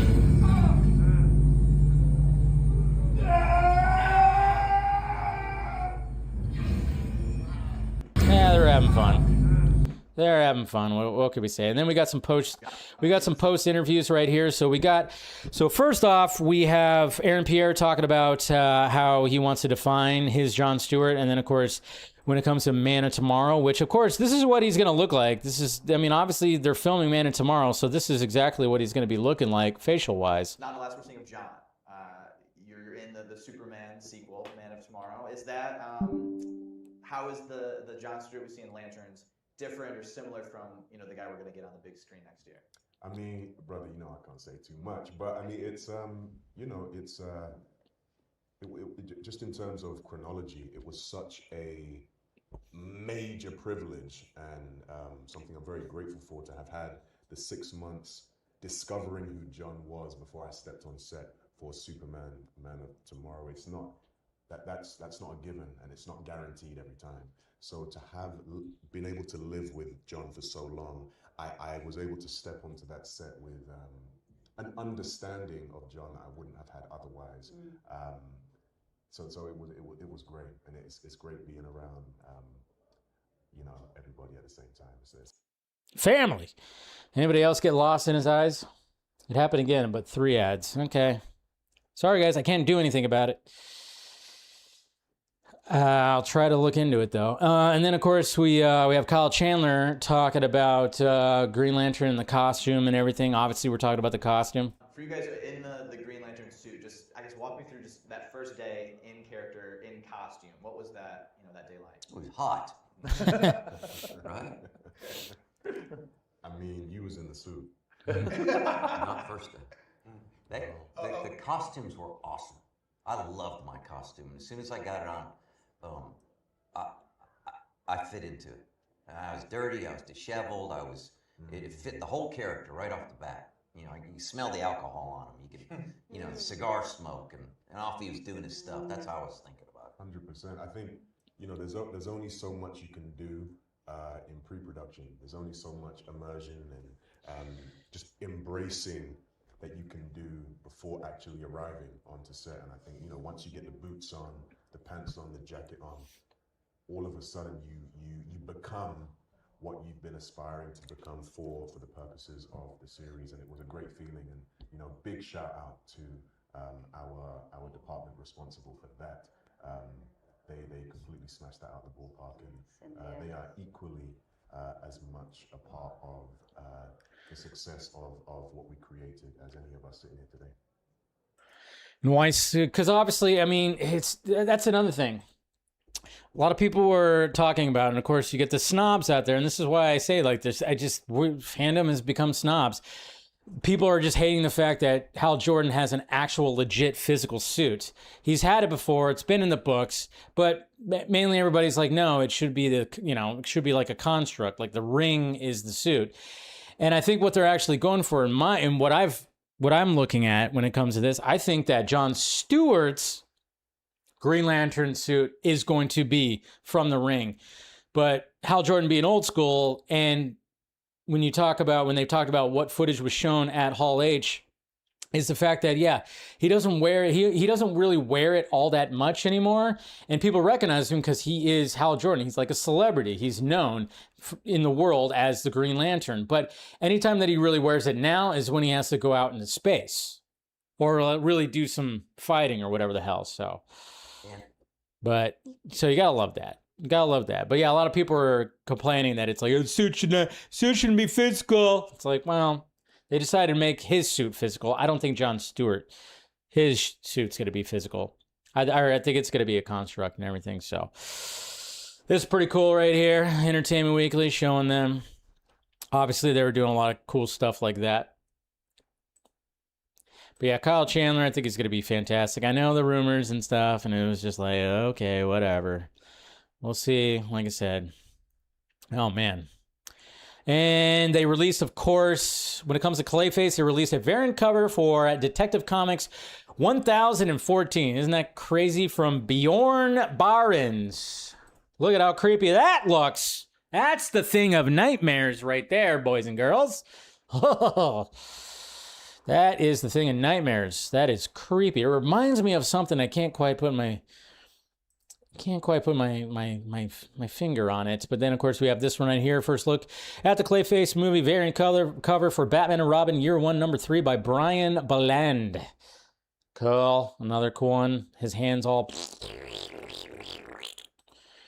So there's some variant covers. Pretty sweet. There's Tom Reese Harris and director James Watkins. Also cool. And then, yes, guys, we have another character from the DC universe that's going to be apparently showing up in Man of Tomorrow, and that is Brother Power. Anybody know who Brother Power is? Probably not. So I'm like, I don't even know who it is. I don't even know who Brother Power is, but let's go ahead and turn on that light. Forgot to turn on the open sign. It's a mannequin brought to life by lightning strike. He's a hippie-era Silver Age deep cut created by Joe Simon. Okay. Where is this guy going to fit? I don't know. Again, Jimmy Guns likes to put these obscure characters randomly, and of course people freak out thinking like this character is going to be throughout the whole movie. He's probably just going to show up for like 2 seconds, and that's about it. That's my guess. It's probably what's going to happen. It's like Brother Power. All right. Cool. So when it comes to Comic-Con and DC Studios, to wrap up this whole spiel right here, is basically, yeah, they should, Man of Tomorrow definitely should have been there, but at least they had a presence with lanterns, and I think a lot of people are very excited for lanterns. Like I said, watch the video that I posted from the Vodka stream where I had Phil and William, who were there at Hall H, talking about the clips, the 7 clips that they saw, the dynamic between Hal Jordan and Jon Stewart, Kyle Chandler, Aaron Pierre, seeing a lot of things. They were raving about it. They were very much looking forward to it, and it seems like a lot of people were looking forward to it too. Doesn't mean everything, because again, people love to hate watch and whatever, but 24 million in 3 days that Lanterns trailer got, which is the most out of recent DC show trailers. So beat out Peacemaker, beat out Penguin, beat out Creature Commandos. Yeah, of course, it doesn't mean much. Doesn't mean like the movie or the series is going to be a success. But I think people are genuinely actually excited about that. Yeah, you got the snobs out there that are not my Green Lantern. No, he can't have a physical suit, or he can't be an asshole, or this, that, and this. It's just, or his facial hair looks weird, or goddamn Sinestro looks like just some fucking old man that should be sitting on a rocking chair telling people to get off his lawn. Let's just watch the series and see what happens. That's all. Is that so much they ask for? That's so much they ask for. And then to wrap up DCU news, you can watch Supergirl from your home tomorrow. Yep, you can watch it tomorrow. So you have that. If you're so inclined, you'll be able to watch Supergirl at home tomorrow. There's already like digital stuff that's like being passed around when it comes to everything. Whoop, we got the look at that. Yeah, we already got the premiere. Is it the New York premiere or is it California? I don't know. I don't know which one it is, but the premiere, Spider-Man Brand New Day. So be wary, folks. There's gonna be spoilers. You're gonna get spoiled because people are just gonna put spoilers out there. So just letting you guys know that spoilers is now gonna be starting. When it comes to Spider-Man Brand New Day. So if you don't want to get spoiled, I would suggest not being on. I mean, I already know I'm going to get spoiled. I don't really, it's just part of the gig. I can't just not be online to look up stuff. So, oh boy. Now let's go over to the Avengers and what was happening with the MCU. Let's do a recap on that. Jeez, it's going to be a long stream here, guys. Gonna be a long stream. We won't go over every little thing. Over every little thing. Obviously, I did a live reaction, me and Mr. Hardboiled out there, Mr. Eric. We live reacted to the panel, and it was fun, and we had some good things out there. Obviously, the biggest things, there was like 4 major takeaways when it came to the panel, which was basically, of course, the announcement of Ryan Gosling as Ghost Rider, and Sorry, I'm trying to bring up something as Ghost Rider. And then, of course, then they brought out Avengers, Doomsday Cast. They showed an exclusive trailer for that. And then, of course, we got the description of what was being said right there. And then, well, what else was there? There was, oh yeah, and then, of course, Deadpool crashed. Ryan Reynolds dressed up in the costume, which I'm sure you guys saw that.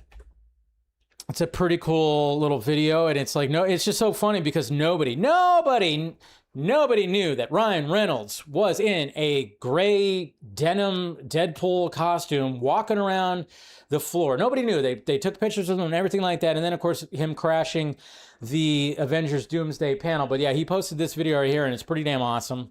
So there he is right there with his little denim pole, his little jean pole.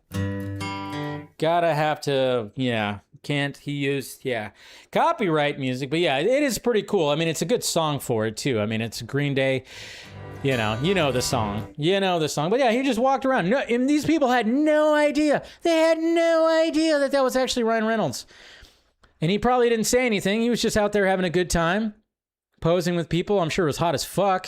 He's probably sweating his ass off in that goddamn thing, but he took some good pictures, just having a good time with other Deadpools and everything. I mean, I'm just wondering if like people actually were like, oh wait, that is actually him. They heard the voice or something.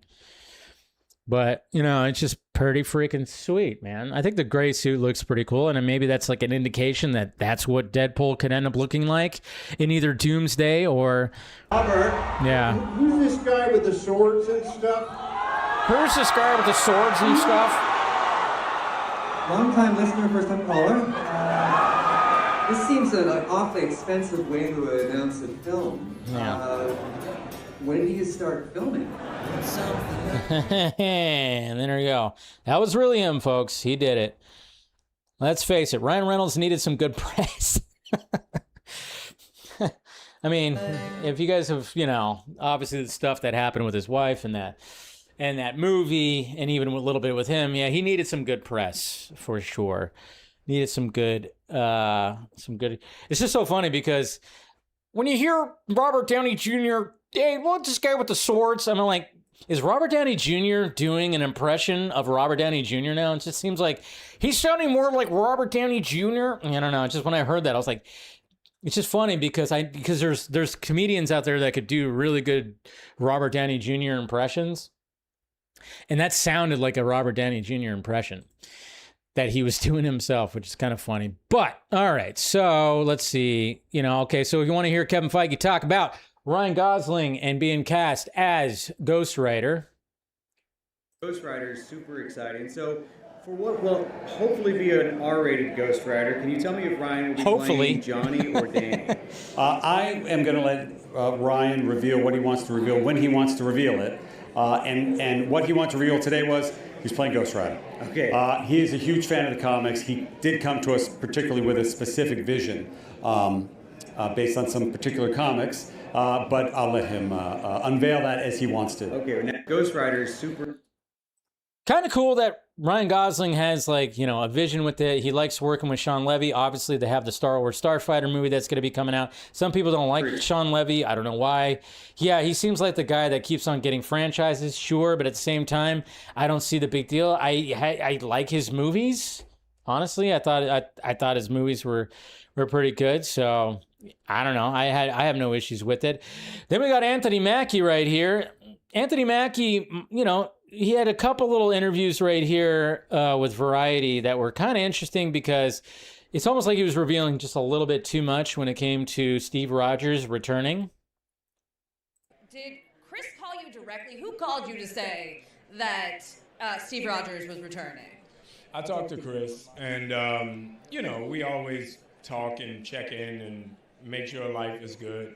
And, he was just... They were pitching him ideas. They were telling him stuff, maybe this, maybe that, maybe this. And when he heard the idea of what Doomsday was going to be, he was like, I think I finally found the story that will bring me back. So, it's exciting to have him back because he's my boy. My boy. And then, of course, we have this right here where he almost like, Steve Rogers is returning, not Captain America. No, Steve Rogers in the comic book. There is a comic book. You say you're a nerd, read the comic book. Don't be a nerd by trade, be a nerd by fact, right?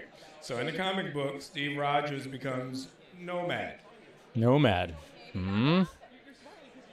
I don't know. Maybe it won't. We will see. I don't even watch movies. Whoops, were you supposed to say that? Were you supposed to say that, Anthony Mackie? I don't know. Was he supposed to say that? I mean, essentially, he was Nomad in Infinity War, I thought. Wasn't that the whole thing about his character in Infinity War? That he was Nomad there? That he was essentially wearing the Captain America costume, but without the star, but it still was kind of like that? I thought that was essentially Nomad. I don't know. It's like, what the hell is he playing? What's he doing there? Who knows when it comes to this? Shang-Chi is in a little bit of development, according to Simu Liu. So Kevin Feige confirmed that Nova will be a film, so it's not going to be a series. He says Marvel Studios has said not a damn thing, but yeah, okay. So, yeah, we got that. And then we got Haley Atwell, which, of course, is going to be returning too. This is what she has to say about her character. It's like an advancement Peggy. of the love story. We know that Steve is holding a baby.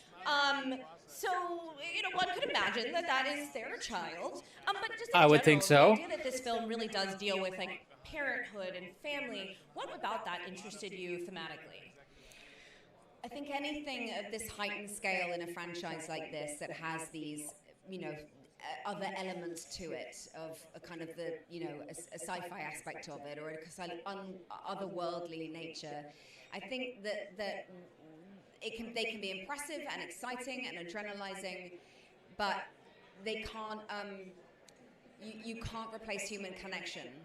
And so No. at the core and at the center, it's characters that we are fully invested in and we care about. Then we'll go on that ride, and everything else becomes this incredible visual backdrop to the heart of who we're watching. And so I feel like with Steve and Peggy, also because their relationship is so pure, it's so grounded in a reality, that is something that fans have really taken to heart. We're like, Steve, go get you some. Go get you some. Yeah. She also is gonna. Apparently, she also does interact with Dr. Doom. So, and then even like Tanak Haruto Mahia, he also teases like Namor and Sue Storm, something that happened in the script. And for real is like this energy, because obviously in the comic books they have a relationship. So I guess that's going to be kind of teased.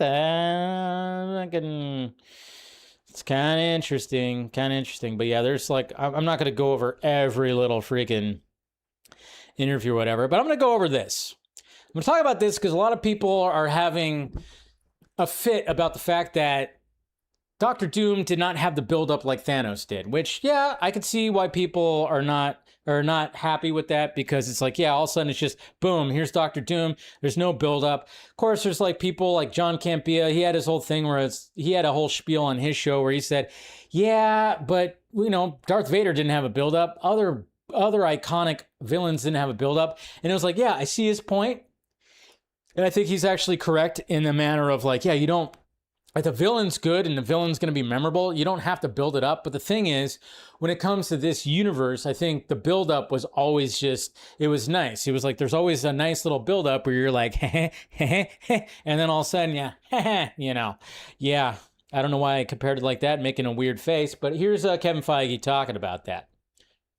But I will say, I do think, I was just saying to somebody else, that the Thanos build-up has built up in people's heads over the years. He sat on a chair at the end. He pulled the gauntlet out and said, "I'll do it myself." And he yelled at Ronan on a video screen briefly.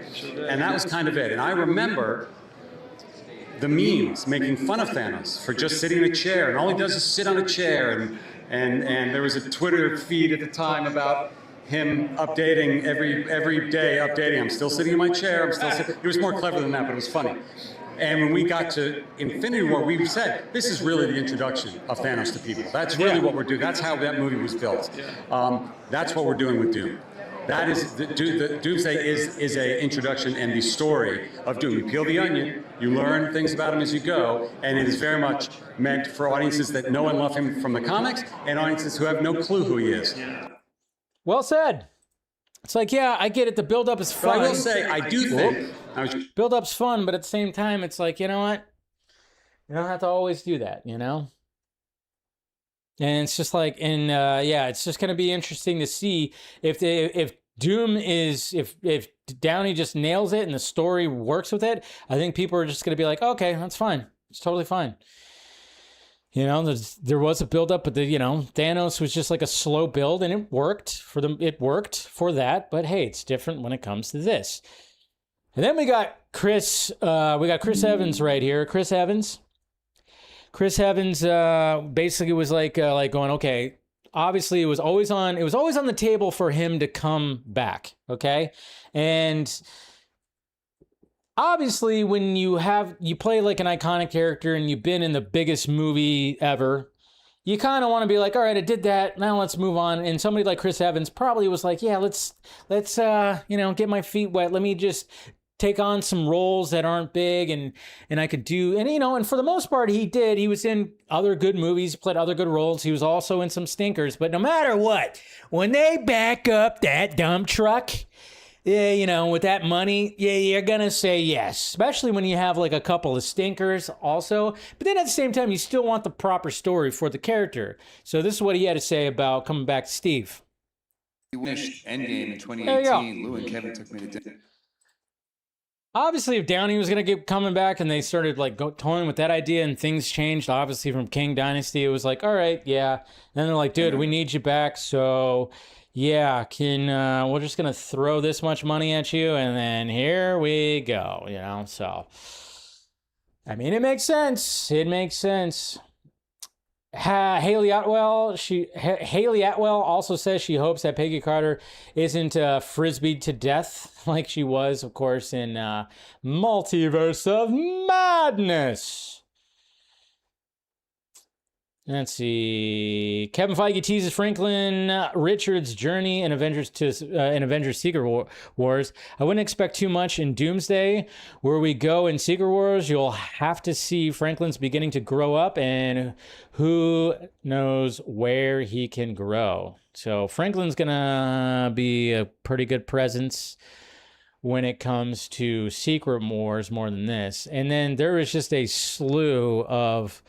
If you guys saw this, obviously they released a bunch of this right here. So, you know, a bunch of figurines and everything of all the characters. That's pretty cool. We got the throne right there. We got Magneto. We got old Magneto right there. Pretty sweet. And then, of course, older Xavier. And, of course, we got the Fantastic Four with Herbie. We got Cyclops. There's Magneto again. We got Gambit. So, yeah, it's showing a bunch of... And then we got this exclusive little Hot Toys. This is a Hot Toys, I think. Yeah, Hot Toys Gambit, which looks pretty damn sexy. Pretty damn sexy. And then even one for Cyclops, which is pretty cool. Look at that. You got a Sentinel head right there. Pretty friggin' sweet. Pretty freaking sweet. Chris Evans' career has been flopping, so yeah, it was partially that. He was in, you know, some movies that where he wasn't the star. It worked out for him, but yeah, for the most part, it was like floppy. Here's a Sentinel right there. So if you guys wanted to see what a Sentinel was going to be looking like in Avengers Doomsday, it's essentially what it's going to be looking like. I mean... You know, I mean, you could tell there's some inspirations when it comes to certain things, when it comes to a Sentinel, but I mean, I think they did a pretty good idea, you know, when it comes to this. I don't know. Which one do you think's better? I mean, it looks pretty similar, but I mean, obviously it's going to be for movie's sake and everything. And there's Beast, good old Beast right there, which Kelsey Grammer's coming back for that. Mocap, of course. It's pretty cool. Let's see. Shang-Chi may be the only hero powerful enough to stop Dr. Doom. Ooh. But he does have a lot of power. So, a description of Cyclops in Avengers Doomsday. The leader of the X-Men, Scott Summers, a.k.a. Cyclops, gears up to defend mutant kind from extinction against the multiversal threat. And then right here... The Russo brothers say that the X-Men films play an important role in Avengers Doomsday. The X-Men is sort of a threshold moment for them joining the MCU. Certainly, those movies were very important in terms of the newly relevant and to our purposes, to our process, I should say. And they even say, like, they're even going to know when it comes to what happened to Jean, what happened to Storm, what's happening with the others, and then we also got Josh Horowitz asking the Russos about Secret Wars. You're gonna see Battle World, I assume, in a couple of years. Have you put together, like, do you know the final lineup of who's going to be in Secret Wars when the goes down? We won't confirm or deny whether Battle World appears in either of these films.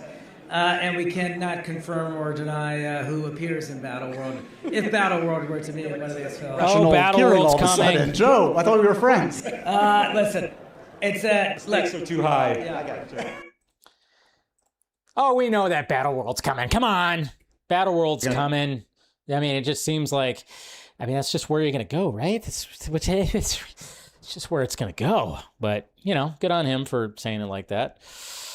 Letitia Wright, she talked about Shuri. I mean, I know she's now going to be, says Shuri's gone through so much, and in this film, we see her growth. We see her fully in the position as Black Panther, but also just as a renewed woman and powerful and strong. The leadership quality that she's grown up around with Ramonda, her mother, and T'Challa, and her brother, I should say. So, yeah, just a lot of that. And yeah, there's more stuff. Kevin Feige on reducing the amount of theatrical releases for 2028 to ensure quality. We always try to focus on quality. Yeah, not for a moment there, though, Kev. It was a little rough. But when quantity is so much, you get spread thin. We didn't want to be spread thin, and the Avengers is as important as it comes. And Secret Wars, in particular, for Empire readers who know the comics, is a setup in and of itself to the future, to what's next. Because yes, Secret Wars is like the only movie that's coming out next year, which they're going to start filming soon, by the way. Destin Crenton reveals that Shang-Chi is in active development, which is good. He also said that there's a lot of things about Kang Dynasty because he was supposed to direct that and things just weren't working. So, obviously we got Spider-Man Brand New Day, and I think that's pretty much it. See, Russo brothers tease Doomsday. Stakes are always high, but in this movie, I think everything is at stake and everyone. Doom is so formidable. He's so intelligent. He's so powerful. He combines so many different aspects of his personality that make him formidable. I think they're going to have a very, very difficult time stopping him. Well, we already kind of saw that, of course, in the trailer. This is really by far and away Marvel's most ambitious movie. Well, it has to be. And then the Russo brothers talk about even Scarlet Witch and Captain Marvel. Will they appear? There's always more surprises. So again, we're going to get some freaking surprises. They're not going to reveal everybody. Why would you want to reveal everyone? You want to save. Again, this is why I said that I want to see Dune. I would love to see Dune early with like a bunch of early goers, whether it's other critics, YouTubers, whatever the hell, where I could just have a calm movie theater and watch Dune and take it in, because that's going to be a cinematic fucking experience. I want to go see Avengers Doomsday opening night with a big ass crowd, popcorn flying, people cheering like it's a concert. That's what you go to these movies for. That's what Martin Scorsese was emphasizing when it came to these movies.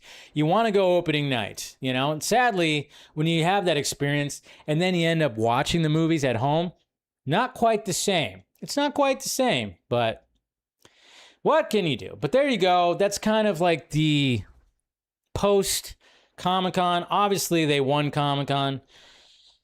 There's no doubt about that, Marvel Studios. And then we got D23 coming in a few weeks. A lot of people, it was kind of funny because there was actually, again, this is where I go back to the snobbery of fandom now. And this is why I keep on saying this. There was a poll that was released when it came to people disappointed with what Marvel Studios had when it came to Comic-Con, and like 56% were disappointed. Disappointed. It's like they announced Ghost Rider. They brought out the cast. They had a Deadpool thing. They showed some footage. Of course, they didn't show like a bunch, but they still had a whole big thing. They revealed the new Black Panther. They brought the goods. They brought not like a shit ton. They didn't do like the normal thing that they've done in the past where they've shown an entire slate. But it's just like, Jesus Christ, guys. You have D23 that's happening in a few weeks, and people are already saying that that's where they're going to start talking about X-Men a little bit more. But hey, can we get through these 2 Avengers movies first before we start talking about X-Men? Okay, I mean, yeah, we can start slowly talking about X-Men, but Jesus Christ, guys. It's ridiculous how people are just so sorry. I had to rant off a little bit right there, but hey, what can you do? Anyways, let's talk box office. Yeah, let's talk the box office. And let's talk about how badly the Odyssey is bombing, and all the anti-wokesters were absolutely correct, because the next thing after they were unsuccessful for not making, where the movie was going to have a bad opening weekend, which of course it had a nice opening weekend, they were like, well, yeah, let's wait till the second week. Okay. 29.6% drop from last weekend. Oh, and where does it sit? Oh, at 652 million in 2 weekends. 2 weeks. 2 weeks. And like I said, it's already projected to round out its box office run at, they said, 1.3 billion. So, yeah. Just not happening. Let's just face facts. It's just it's a good movie. I've seen it twice, and go see it a second time. Make sure you see it on the biggest screen possible and all this kind of stuff. It's just all funny, man. It's all great. And then Moana took a 40.7% drop. That's at 229.5.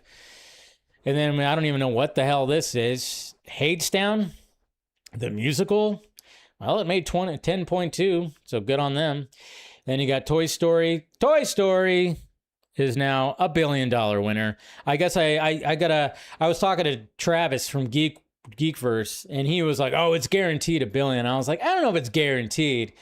I didn't think that Toy Story was gonna like be a guaranteed billion, but I was absolutely incorrect. So Travis can grill me for that. 100%. Minions and Monsters. This one's actually, even though it's not doing as strong, it could reach $500 million. Evil Dead Burns, 63.5. Not too shabby. And then, of course, Motor City, which I said I got a screener of this. I'm going to watch it tomorrow. I've been hearing good things. But yeah, this movie wasn't doing anything. But I got a screener, so I'll probably do like a little mini review or something. Got to support some of these, at least put the word out there for some of these small movies. It looks like an interesting movie. It's got Alan Richardson. It's action, limited dialogue. Why the F not? So that's box office. And then the last thing I wanted to talk about before we wrap up the show, guys, and yeah, thank you for sticking with me. This was definitely going to be a longer than usual stream, because just so much to go over recapping Comic-Con. But one thing I wanted to talk about as the fourth and final topic of tonight's Film Junkie Live is Ebenezer. Ebenezer, which of course is Ebenezer Scrooge. We heard that Johnny Depp was cast as Ebenezer Scrooge, and it was being filmed, and it was going to be released by Paramount. Now, why does this actually look good? It looks good, okay? Like, I'll pull up the trailer right here. We don't have to watch the whole thing, but this is from, I can't remember the freaking director's name off the top of my head. I even looked it up before, and I'm totally blanking. But what's interesting is the marketing. Okay? Paramount, show this, and then immediately they go, he brought us Jack Sparrow. That's what's so interesting about this. Okay, he's walking, tease. Edward Scissorhands. Okay. And the Mad Hatter. All right. Wait, you're not going to mention Willy Wonka?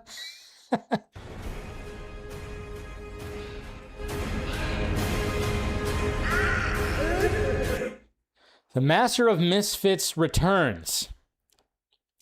You see how they're trying to market this movie? It's like, hey, we've been told this story many times, but we got Johnny Depp. You know how Johnny Depp was almost canceled and basically exiled out of Hollywood? Remember all that?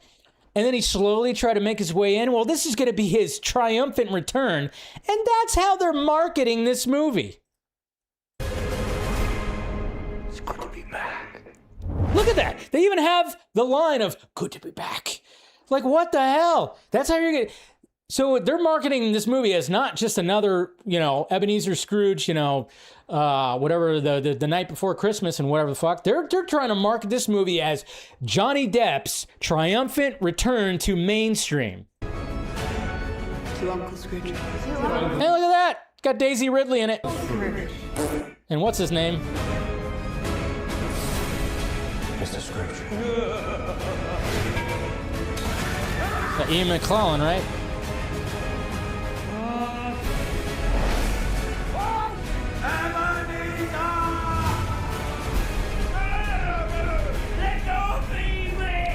Okay, anybody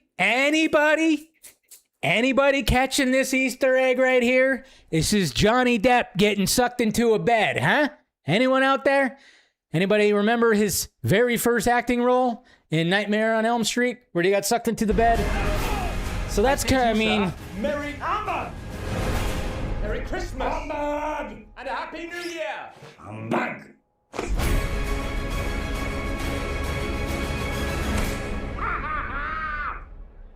Merry Christmas. It doesn't look bad. It doesn't look bad.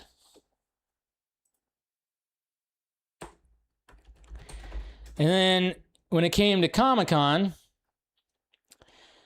guess what this guy did? He dressed up. Oh, he dressed up. So here's him interacting with fans when they had a whole setup.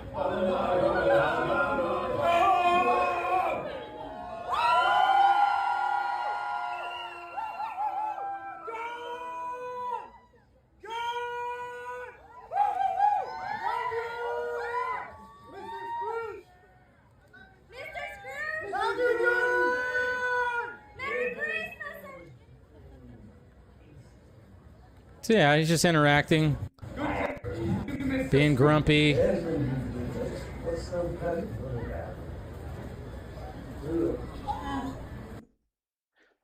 There's even one, I wonder if I could find it. Yeah, there's one right here where he's literally interacting with like his characters. So you have somebody dressed up as his Willy Wonka. And then there's a Jack Sparrow right there.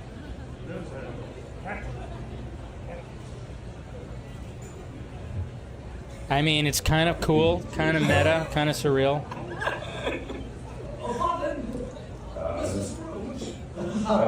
Kathy.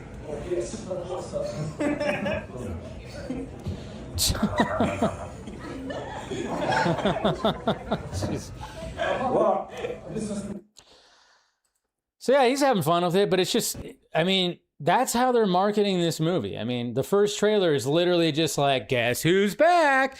It's not about the story because the story's been told so many times and everybody has their own personal favorite. Me, I love Scrooged, the Bill Murray like retelling where it's like somebody, obviously, you know, how that movie plays out. I love that, but it's just interesting that that is how they're kind of marketing the movie. Like his triumphant comeback to mainstream, it seems. But I don't know how you guys are feeling. I looks good. Looks good to me. It looks good to me. By the way, too, I did run a poll. I ran a poll. I asked you guys on YouTube, what was your like when it comes to what was your favorite thing out of the Marvel Studios panel? Obviously, the big four things. It looks like Ghost Rider. The announcement of Ghost Rider was the, at least according to my poll, it was that was the most popular thing. And then, of course, the Doomsday footage, Deadpool, and then new Black Panther. So there you go. All right, let's go ahead and see what's happening over here in the Twitter questions. And let's see what you guys are saying. Okay. Eric, hey Dave, speaking of Johnny Depp's comeback, how likely do you think it it really is that Captain Jack will come back? Bad Blood? I think so. They're gonna, especially if this movie ends up doing very well, the Ebenezer movie, if it ends up doing very well, they're gonna throw a bunch of money at him. Guaranteed. Devin Wooter, hey Dave, the Odyssey, I'm happy it's doing well. Do you expect this movie to reach $2 billion? No, it won't reach $2 billion. Do you think James Gunn revealed Brainiac like that? Yeah, see, they could have did that. Yeah, again, you have a Man of Tomorrow panel. You release what's his name looks like his Brainiac. That would have been another thing too.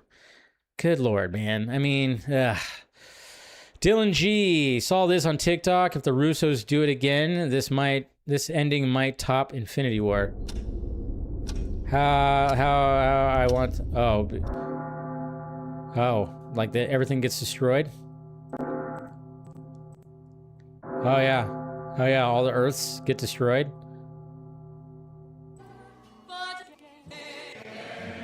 Yeah. I mean, if they might end up doing some crazy shit again like that. Could be right. Cooper Knox. So what kind of BS are the anti-woke YouTubers going to come up with since the Odyssey is projected to crack over $1 billion? But I don't know. I think they should just move on and just be like, yeah, just take the L. Take the L. It's perfectly fine. Just move on to the next thing. They're not going to go after Spider-Man because that's just... I think they try to go after Spider-Man before, like when it came to Zendaya as MJ and some of the casting choices there, but they know that they don't have a fucking chance when it comes to Spider-Man. Darkness Media TV, Dave, question 1, seeing where the MCU is going with Black Panther, do you think John Boyega could potentially be cast as Martian Manhunter in the DCU? That'd be pretty sweet. I think he'd be a pretty good Martian Manhunter. Nah, I don't know about that though. Probably not.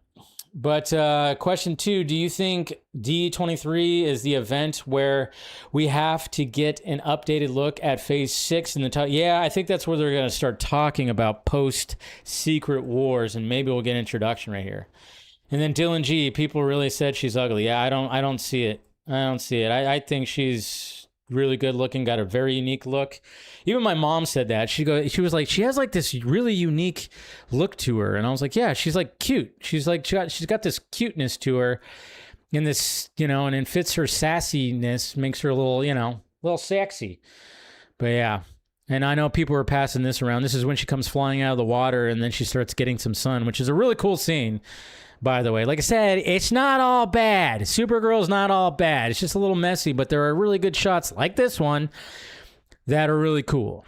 And yes, she looks really good right there. She looks good. And my mom was going like, yeah, she needed to comb her hair. And I'm like, nah, man.